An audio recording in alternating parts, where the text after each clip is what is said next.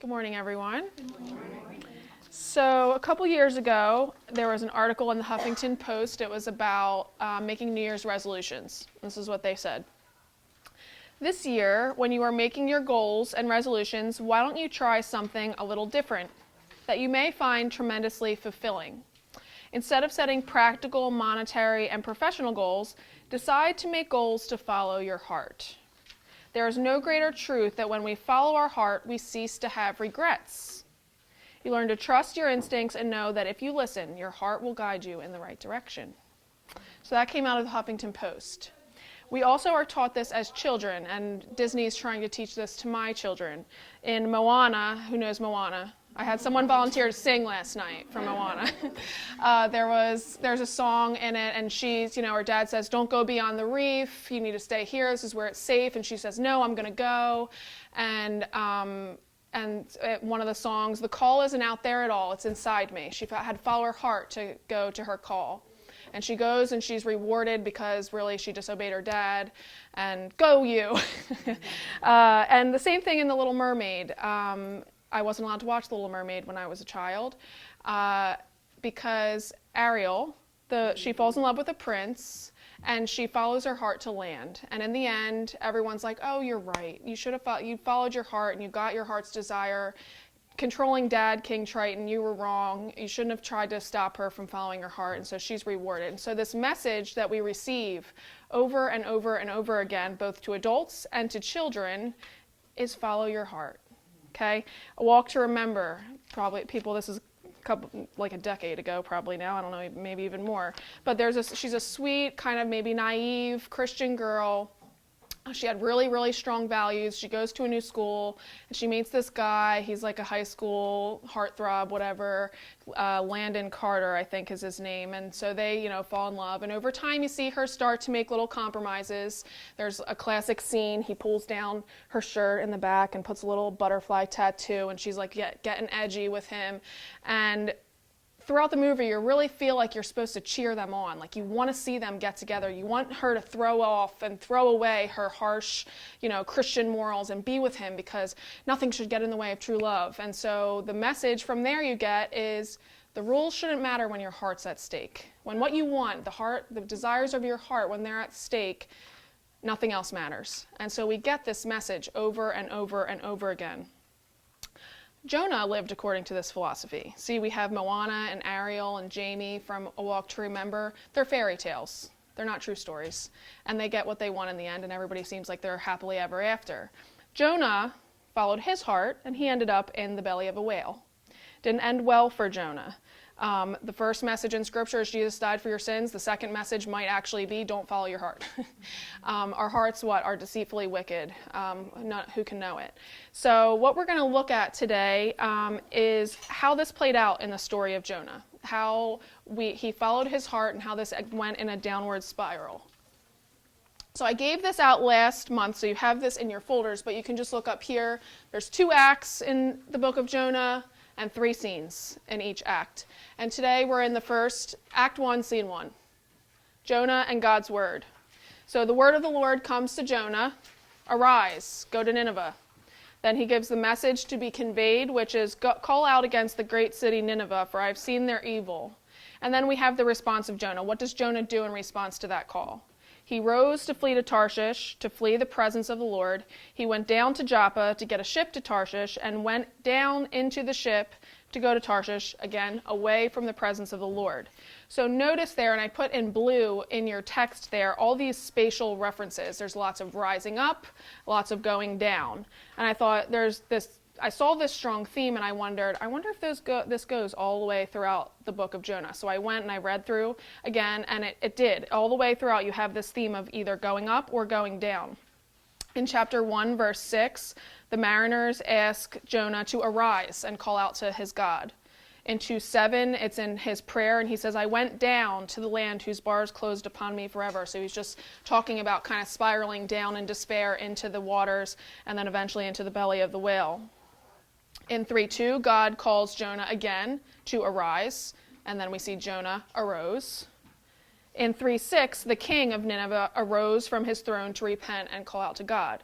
So there's this strong arising, going down. And arising always corresponds throughout the book with movement towards God. Doing his will, turning to him, crying out to him, and then subsequent joy. That's what we see in chapter 2. The going down always corresponds with a downward spiral movement away from God. It starts with Jonah doing things his way, following his own heart. It's fleeing God's presence, and then subsequent darkness and hopelessness. So this theme starts really strongly in our passage today. So I always, when I'm preparing, I think, how can I summarize the message of this passage in one sentence? And usually, sometimes I'm like Paul, and I have really long run-on sentences because it's hard for me to do it concisely. But this is what I have. God calls Jonah to arise and follow his will to enjoy his presence. But Jonah followed his unkempt heart down in rebellion, down and out of the presence of the Lord, and down into despair. If you want to make it shorter, which is what you're supposed to do, that's what they teach you, make it as simple as possible. God called Jonah to arise, but Jonah went down.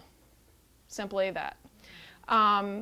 So that's kind of the message of this passage. We'll see how it plays out a little bit more. But if you remember, going back to last month's session, the genre of Jonah is important also for us to understand the message. It's a didactic historical narrative. So these first 3 verses really aren't meant to stand alone. Like, you don't read a fairy tale and read the first 3 sentences and then stop. Not that this is a fairy tale, but a short story. It's told like a short story. And so you don't read the first 3 sentences of a short story and be like, well, what does this mean? You take the whole story together and then figure out what each part means. And so we watched in these first 3 verses this downward spiral here, and they're all very active steps in a downward spiral. But when we look at the whole story of Jonah and we consider the beginning to the end and the end to the beginning, we see that this downward spiral started in his heart.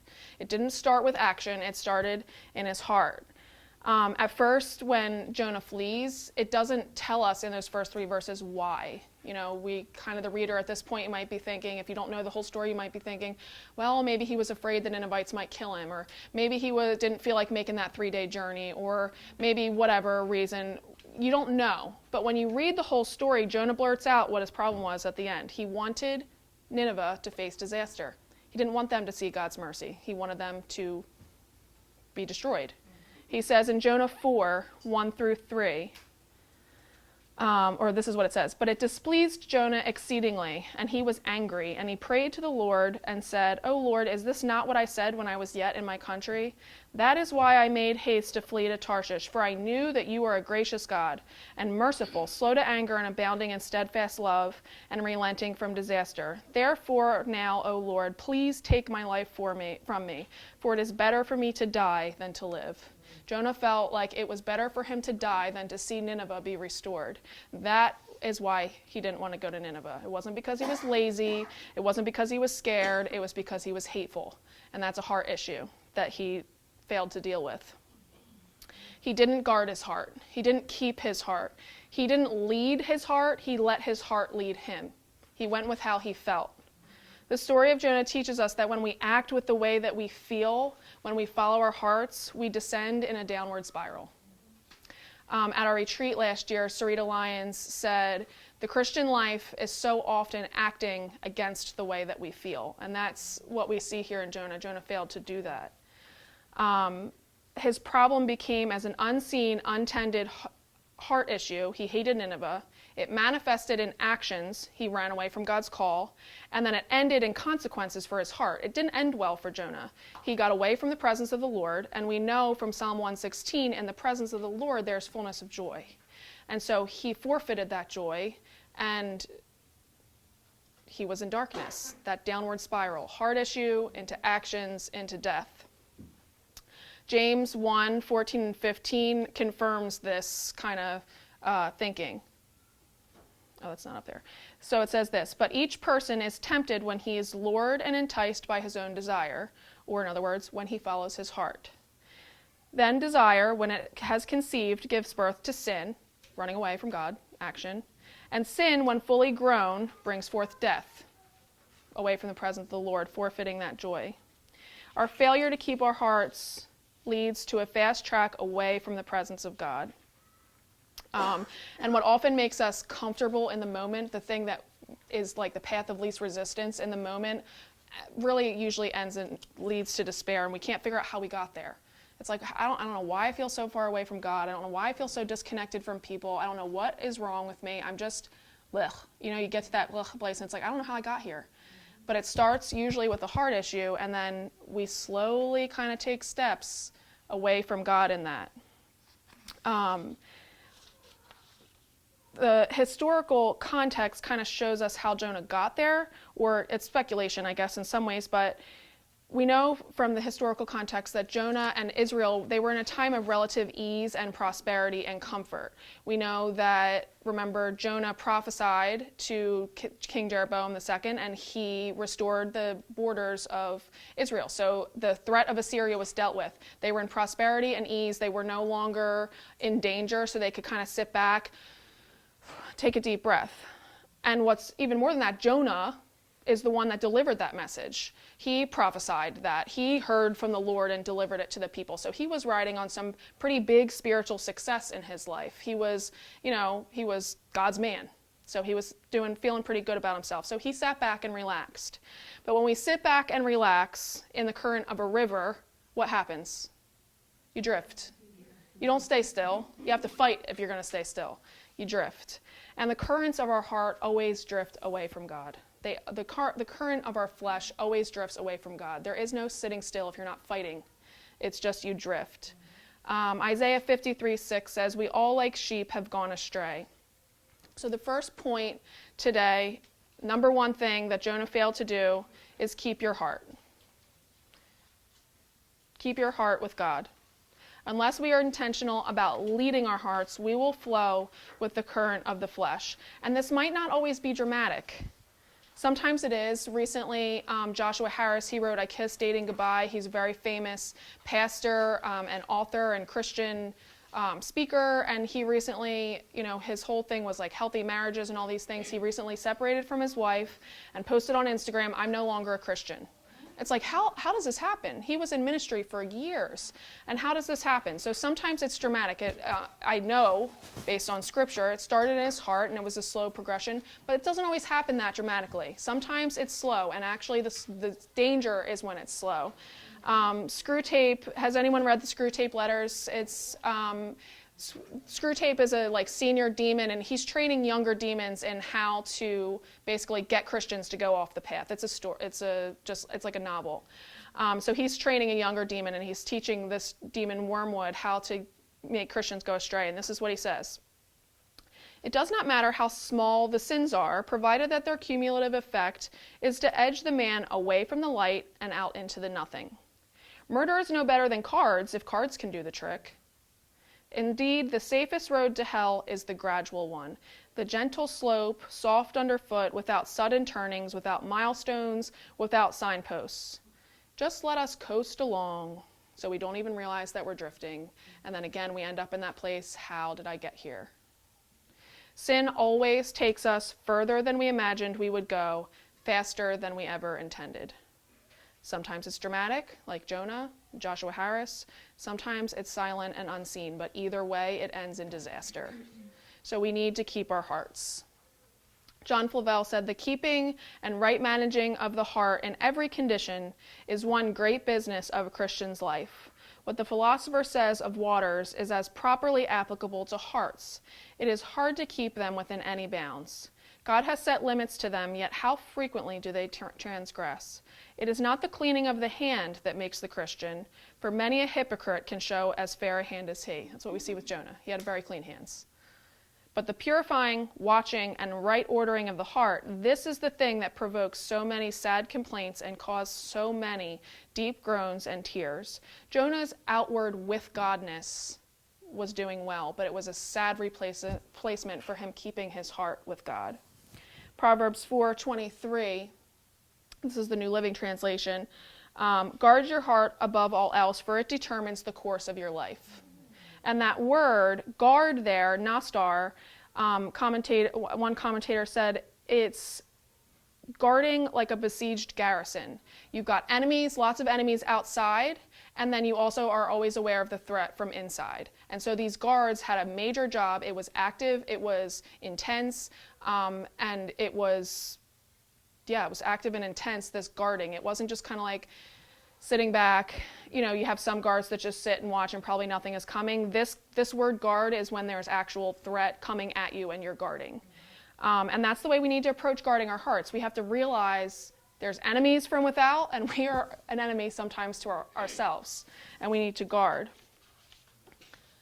This is a little bit repetitive, but it's just, I want you to leave here with this knowing we need to keep our hearts with God. The heart of man is the worst part before it is regenerated, and the best part afterward. It is the seat of principles and the foundation of actions. The eye of God is, and the eye of the Christian ought to be, principally fixed upon it. The greatest difficulty in conversion is to win the heart to God. And the greatest difficulty after conversion is to keep the heart with God. So we're going to look at today the sum of the ins and outs of Jonah's downward spiral and his descent, and how it started with his failure to keep his heart. Scripture teaches us in different places. I'm getting ahead of myself. I said earlier about Dr. Sarita Lyons when we were at the retreat, and she said that thing about acting against the way we feel.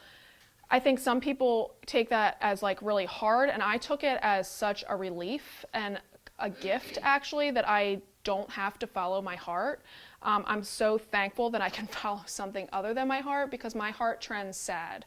I hear, the death of Shane Massey, different sexual abuses, mental illness, just so many things in the world that are just sad. And I don't see a reason for it. I don't get it. And it's always been a struggle for me. One time we were camping with my dad, and we had neighboring campers come and say, "Can you guys quiet down? Because I'm over there angry and upset. I don't understand why all this bad stuff happens. Where is God? Where is he?" And so my heart trends in that direction. It just trends to despair. I can't see the light. But I don't have to follow my heart, because I know that my God is good, and I know that he's trustworthy, and I have him to follow instead. I don't have to be a victim to the way that I feel about things. I can look at the promises of God and count on his sovereignty and his mercy and his goodness, even when I don't feel it. I know that he is real, and he is true, and he is good. When all I see are those frowning providences, that's what we talked about last month, when all I see are those bad things happening, I don't have to despair. I look through the clouds to see his smiling face behind them, and I can trust him. So all month I kept saying, when I was preparing, don't follow your heart, and finally it just hit me, you don't have to follow your heart. And that's just such a blessing. Does anybody's heart, do you ever feel like when you are just kind of in your heart, you feel good at the end of that? Most of us, we trend towards sadness, or we trend towards anxiety, or we trend towards anger, or we trend towards all of those things. And it's just not a pretty place to be. So just take that and be free in that, and take this, it's a command, but it's good. It's something that brings you joy and brings you happiness, because again, when we trend with our hearts, we've turned away from the presence of the Lord where there's fullness of joy. So following something other than your heart is going to bring you not only into alignment with his will, but when we're in alignment with his will, that's where we find rest, and that's where we find joy and peace and all of those things. So one of the things that I do when I'm preparing is I think, okay, what did the author want us to get out of this passage? We can, come up with all these things, but what does the author want us to get? And again, if you remember, it's a story, it's a didactic narrative. The story is meant to teach us a lesson. And I think the story of Jonah is kind of like the story about the boy who cried wolf. We see the boy who cried wolf making all these mistakes all the way through, and then what you say to your kid at the end is, you don't want to be like him, right? And that's what's happening here with Jonah. We see Jonah make all these mistakes, and you get to the end, it's like, I don't want to be like Jonah. So we learn from Jonah's mistakes. The author shows us Jonah's folly so that we can learn from them and behave differently. And the other thing that I think the author wants us to do is relate to Jonah, because at the end, he offers this big question to Jonah, probing into Jonah's heart, and the book ends with the word cows. Jonah never even responds. It's just this obscure question at the end. And we don't see what Jonah says. And so that's a literary technique that brings you into the story. It doesn't matter how Jonah's going to respond. How do you respond? How do you respond to this question? It's not about Jonah anymore. It's about you. And so as we look at these three verses, what we're going to do is learn from Jonah's mistakes. We're going to put ourselves in Jonah's shoes and learn from Jonah's mistakes. So what was Jonah's big mistake? Well, you can imagine he didn't keep his heart with God, but he didn't do so in a very specific way. God has given us what we call means of grace to keep our hearts with him, and Jonah's mistake is that he dismissed them. Without John Frame, he wrote a book, a very thick book. I've only read one chapter out of it over and over again. It's called Doctrine of the Christian Life, and he says this in it: without God's grace, we are lost. But we need God's grace, not only at the beginning of the Christian life. You receive God's grace to get saved, but you need his grace throughout it. Where can we go to find God's continuing grace? Where do we go to get the resources for sanctification, for continuing spiritual growth? The short answer is that there are 3 places: the Word, fellowship, and prayer. Jonah's need for that ugly lesson that he received at the end came out of his failure to receive and take advantage of these means of grace. So I would like us to look at these things and apply them to our own lives. And I think it's noteworthy and it's really interesting. I prepared for this session and I had my points, and my points were follow God's word, follow God's people, follow God's presence through engaging with him in prayer. And then I'm looking at my outline and I'm like, those are the means of grace right there. It was amazing. It just like God's truth just like kind of pops out. I didn't try, I wasn't like, oh, the means of grace, that would be a great thing to teach. Let me see how I can fit that into Jonah. It was just there. God's word, it just was there. So I think I don't know if that's noteworthy to anyone else. It was cool to me. So Jonah dismissed God's word, God's people, and God's presence. So point number 1, this is on your handout, or point number 2, sorry. We're looking at verse 1. Now the word of the Lord came to Jonah, the son of Amittai. And what did Jonah do? Jonah automatically rose up to flee the word of the Lord. This was not the first time that the word of the Lord came to Jonah. Remember, it came to Jonah with helpful guidance when he told Jonah, this is how you're going to tell Jeroboam to restore your borders. So Jonah did that. They protected Israel from ruin. And then it came again in the form of mercy and comfort. Remember, he said, I see that you have no one to care for you, Israel, so I will come and I will bind your wounds and I will care for you. So it came with comfort and mercy. Well, now the word came as a command. Jonah responded really well when it helped his agenda. Now the word of the Lord came to him in something that he didn't like and he didn't expect, and so he ran away. Lloyd J. Ogilvie says, Jonah was a faithful, follow God's word, sorry, okay. Jonah was a faithful prophet as long as what God wanted was what Jonah wanted. But when God's marching orders went contrary to Jonah, he would not do what he was told. Pastor Jonathan says, say amen. If you can't, say ouch. I had to say ouch, right? Sinclair Ferguson said, God's will and Jonah's will came onto a collision course. Like I said, we know from the whole story, Jonah just didn't like it. He didn't have any justifiable reasons. Well, I'm scared. He just didn't like it. He didn't like what God had to say, and so he said, I'm not doing it. And this happens with us sometimes, doesn't it? The word of the Lord comes to us sometimes with helpful guidance, and we soak it in, and it comes to us with comfort and offers of rest and peace, and we soak that in. And then we get to Ephesians 5, and it says, submit to your husbands, and we run off to Tarshish, because we don't want to do that. Or we get to 1 Thessalonians 5, where it says, don't talk about your pastors, respect them, esteem them, because they're caring for you. And we turn the page, because we're like, oh, shoot. And so we like it when it moves our agenda forward, and sometimes things come to us that we don't like, we don't get, and so we say no. We avoid it. Sometimes it's just that simple. We get the word of the Lord, and we just don't like it. We think we are entitled to decide whether or not it's a part of Scripture that matches our experience and our tastes, and if we're going to adhere to it. We say things like, well, I don't see it that way. But when we say I don't see it that way, that shouldn't be an excuse to deviate from Scripture. I don't see it that way should be a red flag to rethink the way you're thinking about things. Richard Phillips said, the Bible contains God's sovereign word for his creatures. Just as the word of the Lord came to Jonah, the word of the Lord comes to us as we read the Bible. We have God's word in 66 books. It comes to us very clearly. The right way to approach Holy Scripture is with humility, spiritually prostrate before our sovereign, ready to learn and do all that he commands. Of course, in Jonah's defense, there are a couple reasons that maybe would make him balk at the command. It was sudden, and it didn't come with an explanation. It was just, go to Nineveh. Just get up and go. And sometimes it happens that way. Sometimes we just get a command that we don't get, we don't understand. We need to just do it, and then things become clear as we walk in that way.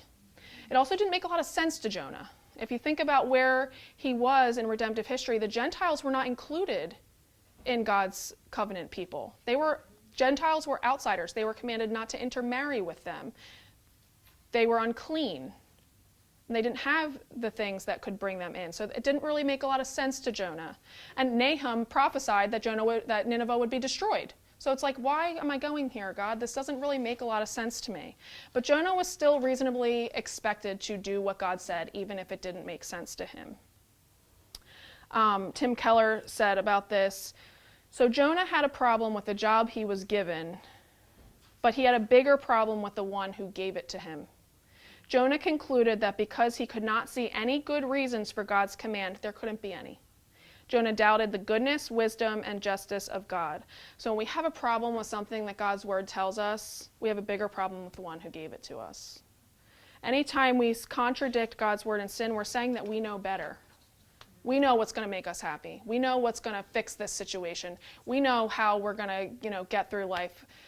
Abraham and Sarah did that. Right? God promised them that they would have a child, and they didn't see God's way happening the way they thought it should. He said, be patient, all of this, and they took it into their own hands. Abraham slept with Hagar. They had Ishmael. That led to the Nation of Islam. They didn't wait on God and trust his word and trust his promises. They took things into their own hands because God couldn't be trusted. Tim Keller again, he said, when we turn from the circumstances of our lives to the teaching of the Bible itself, it seems to modern people especially to be filled with claims that don't make much sense. When this happens, we have to decide, does God know what's best, or do we? And the default mode of the unaided human heart is to always decide that we do. We doubt that God is good or that he is committed to our happiness, and therefore, if we can't see any good reasons for something God says or does, we assume that there aren't any. And this is what Jonah did. He didn't get it. He didn't get an explanation. He didn't think God could be trusted, so he left. He followed his heart, and he went with how he felt instead of staying committed to the truth of God's word. We're not the judge and jury. We don't sit back and say, this doesn't make sense. Do we see everything? Can we see the big picture? I mean, even if you've been, I was a manager for a while, and people say, I don't understand why I have to do this. Well, you don't know everything that's going on, so just do it. God's looking at the whole world, and he's saying, just do it. I got everything. I'm looking at everything. You're looking at Morristown. Just do what I ask. We're to trust a God that works in a mysterious way, that we don't have to understand everything, but that we can totally trust. When our circumstances seem contrary to the word, we still say, I will follow you. I've always treated my dad this way in my life when I'm like, I have no idea how I'm going to handle this. I go to my dad and I decide already, whatever he says, I'm just going to do it because he knows more than me. And that's why don't we look at God that way? Why don't we say, well, God knows best, you know what, and how freeing is that? That we don't have to worry about what we should do, just do what he says because he knows. Jackie Hill Perry wrote this book, Gay Girl, Good God. I highly recommend it. It's the story of who I was and who God has always been, and she tells her journey. She lived a homosexual lifestyle, and it's her journey of conversion and her life afterwards, and it's really, really powerful. And she talks about this chapter. It's kind of extended, but I think it's really good, so I'm going to read it. This is the chapter talking about right after she got saved, and she's battling with a lot of temptation, and she wants to go back, and the conclusion that she came to is just so profound. She says, still missing her, and any woman for that matter, I felt myself wanting to look toward heaven only to wave goodbye. My back, showing signs of the wear and tear from the cross it took, the cross it was carrying day to day was weary. The earth started to look like heaven, and God started to look like a fading cloud. Standing in the back room at work, I said to God in my mind, where no one but him could hear me speak, God, I am really struggling. I want to go back so bad. Lord, help me. I stood there straightened up by a familiar interruption. Quieted and listening, my mind held in this sentence, Jackie, you have to believe my word is true, even if it contradicts how you feel. Temptation was slapping me around like a weightless doll in the hands of an imaginative child. How often do we feel that way? We're like a rag doll getting slapped around by an imaginative child. And please, for me, read that sentence again. Okay. Jackie, you have to, what God spoke to Jackie, you have to believe my word is true, even if it contradicts how you feel. Thank you. Mm-hmm. That's powerful. It is. Very powerful. So she was being tossed around between fun and funeral. Who would I decide to trust more? What the temptation wanted me to believe, or what God had already revealed? The struggle with homosexuality was a battle of faith. To give in to temptation would be to give in to unbelief. She goes on, it was up to me to believe him. His word was authoritative, active, sharp. In it, God spoke and showed us what he is like, how much better he was than anything that had been made, how eligible he was to be our joy, our peace, our portion, how trusting him, if even a little at a time, would move mountains, the biggest one being me. These scriptures were a weapon, a sword that when used would defeat the flesh. My faith in them would be a shield that when placed in front of the body would distinguish all satanic attacks coming toward it. Find a human alive and ask them if they have ever lied, and you will find none who can say, no, I have not. But God is not a man that he would or could lie. Every single thing he has ever or will say is true. This is good. The simplicity of faith is this, taking God's word for it. And I might not have felt like it, but I had no choice but to believe him. So this is a real life story of someone battling with something really hard and really difficult, and what she didn't try to talk herself into feeling different. She just said, I feel this way, I'm trusting God's word. She took God's word for it. And that's what we need to do. We can avoid Jonah's folly by not following our heart and taking God's word for it. Hebrews 2:1, I think it's verse 2, says, therefore we must pay much attention to what we have heard, lest we drift away from it. We will drift. This will prevent a downward spiral and will cause us to rise. St. Clair Ferguson, the failure of the believer to hold fast to the word of God eventually means that he drifts away from the word. And again, here's consequences for the heart and also from the moorings of his whole life. How did I get here? A disintegration takes place. So follow God's word, follow the Bible. Don't follow your heart. The heart takes you nowhere good. Point number 3. Don't follow your heart, follow God's people. The second thing that Jonah dismissed was the gift of fellowship. When the word of the Lord came to Jonah, he ran away from God's people. How do I know this? Tarshish is described in Isaiah 66:19 as a place that didn't know of God's fame and glory, and he was going to be sending his messengers there to teach them about God's fame and glory. But what's the point? No one there knew God. God's people weren't there. There were no believers there. It was all someplace Jonah could go and not feel convicted by God's people. He wanted to persist in what he wanted. He didn't want to be interrupted or feel guilty, so he ran to Tarshish.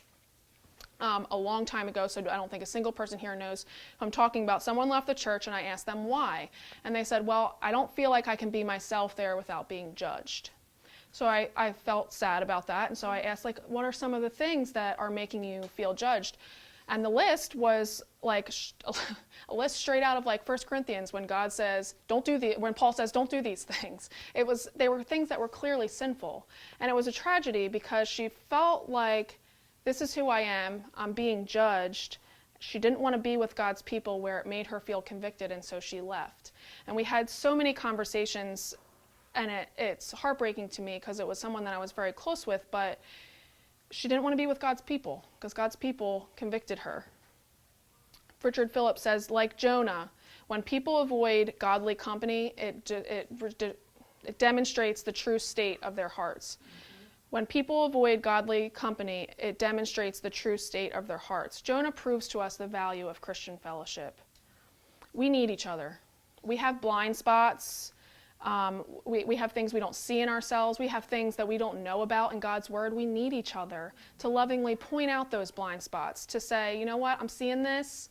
It's a little off, and I know your heart is to do the right thing, so let's do it. Let me help you with that. And then vice versa. We have to do that with each other. We need a sister to say when we have tunnel vision on our problems and our issues and the things that are going on, we need a sister to say, look at Jesus.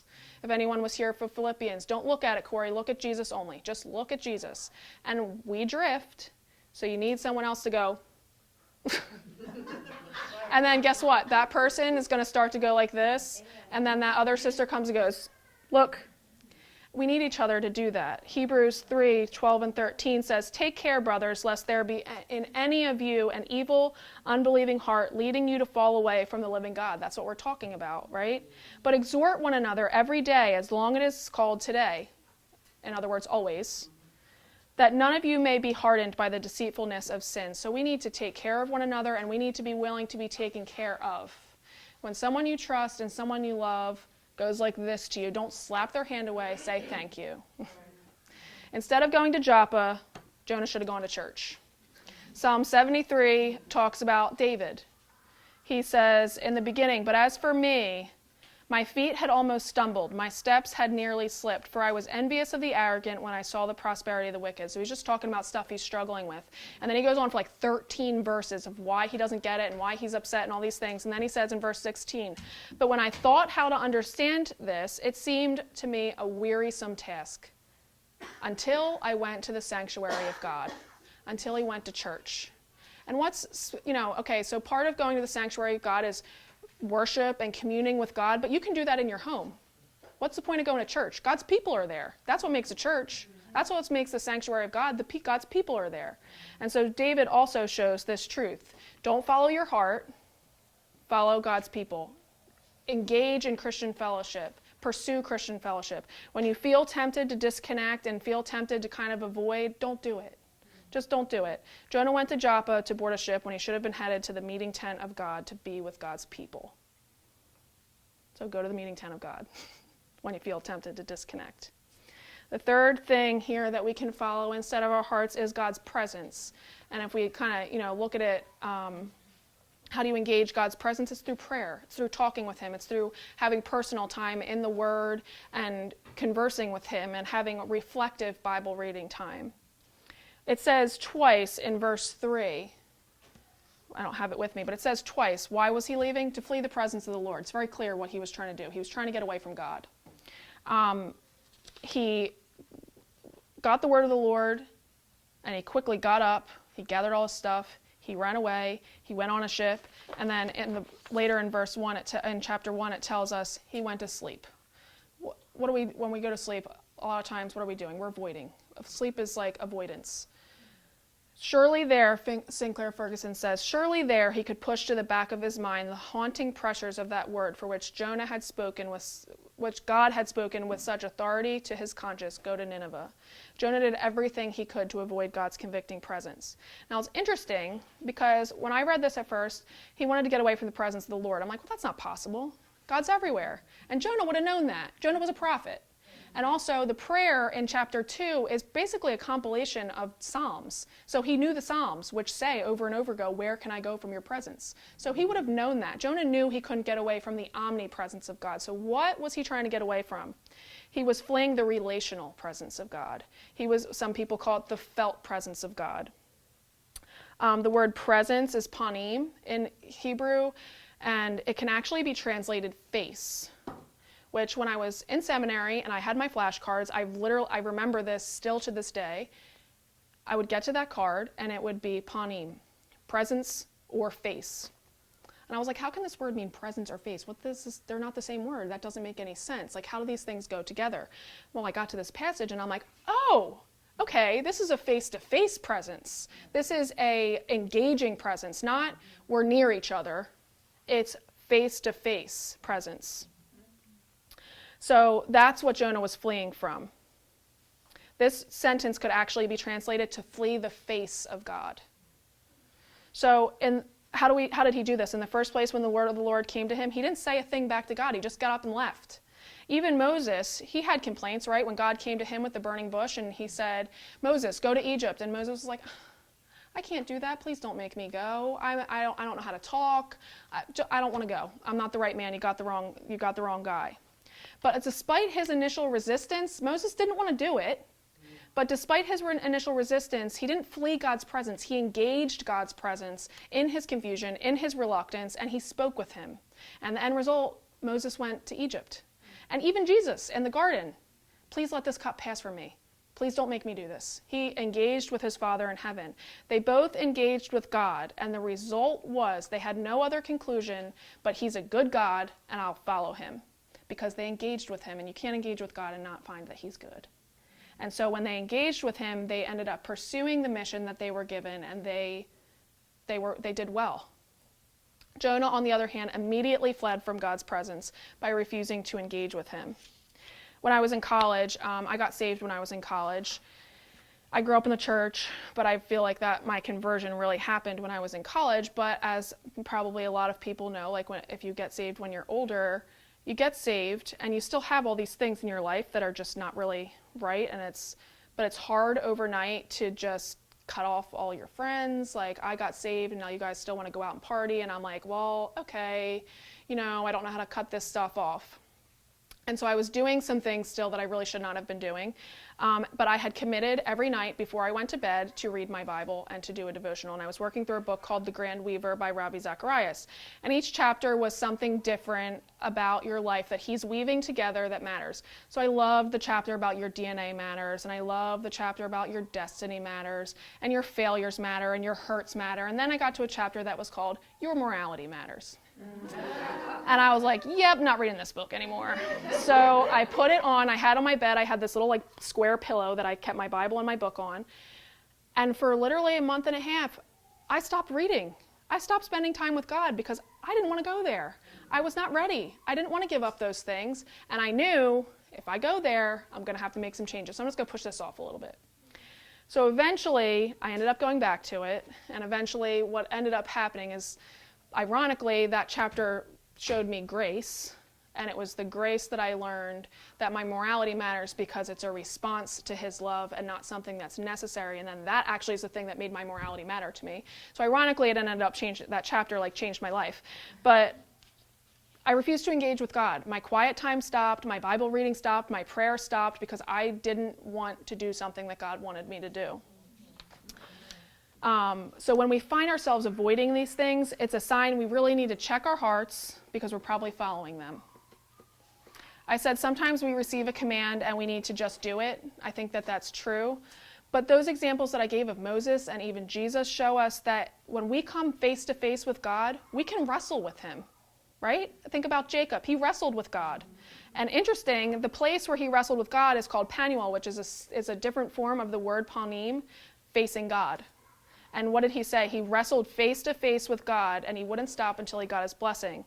It says in Genesis, then he blessed him there. It doesn't say what the blessing was. I wonder what the blessing was. Maybe it was, I don't know. It doesn't say. So Jacob called the place Peniel, saying, it is because I saw God face to face, and yet my life was spared. We are so blessed to be a people that not only get to meet with God face to face, but can wrestle with him in our human frailty and misunderstanding and confusion. We get to engage with him in this, and we don't take advantage of it. We just run away. God encourages this discourse with him. In Isaiah 1, he says, come, let us reason together. The Psalms, how many times is David saying, I don't get this, I don't get that, and then he comes back at the end. And God doesn't smite him for that. He says he's a man after God's own heart. And we don't even have to go outside of Jonah to see this. In the very end, what does God do? He engages with Jonah at the end. He goes on and he says, these are all the things that you're doing wrong. He has a conversation with Jonah. Jonah was so committed to following his heart that he didn't even want to entertain a conversation with the Lord that might change his mind. I'm almost done. So Jonah went to Tarshish, a place, it was a dark destination where God was not. It was his place of avoidance. That's where he wanted to go away, to get away from the presence of the Lord. Last month I asked you to consider who your Nineveh might be.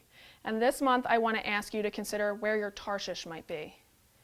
Nineveh is what God's asking you to do. Tarshish is where you're going so you don't have to go to Nineveh. Think about, where might that be? Running off to Tarshish can happen in our soul long before we physically head for Joppa or board a ship to Spain. Some run away from God without ever leaving their geographical location. We can run away by so filling our lives with activities that time for God is squeezed out and ministry to people and involvement in social programs he has placed on our agenda are set aside. Some of us are running off in all directions, but we are not under God's direction. And he gives us his direction how? Through his word, his people, and prayer. Many a shipwrecked life would have been spared by taking advantage of these means of grace. So in closing, I want to talk about what are the points of these means of grace. The point is not simply that the act of reading your Bible is going to put you in the right direction, and the act of sitting down to pray, or the act of sitting among God's people. What is the point of these means of grace? They help us keep our eyes fixed on a merciful and sovereign God. They help us look at Jesus when our hearts want to lead us to despair and anxiety and sin and anger and hatred. So I talked about earlier, when you work through a passage, what is the theme of the book, and how does this passage push that theme forward? And I think that the author, I said last month, this is a book about Jonah, but it's really a book about God. We see so much of who God is because of how lousy Jonah is. And Jonah's folly is the perfect foil to showcase God's sovereignty and his mercy and his care and his love. So that's why I put on your, we're not doing verse 4 today, but that's why I put on your paper verse 4. What comes next? We see Jonah being stupid, and then what?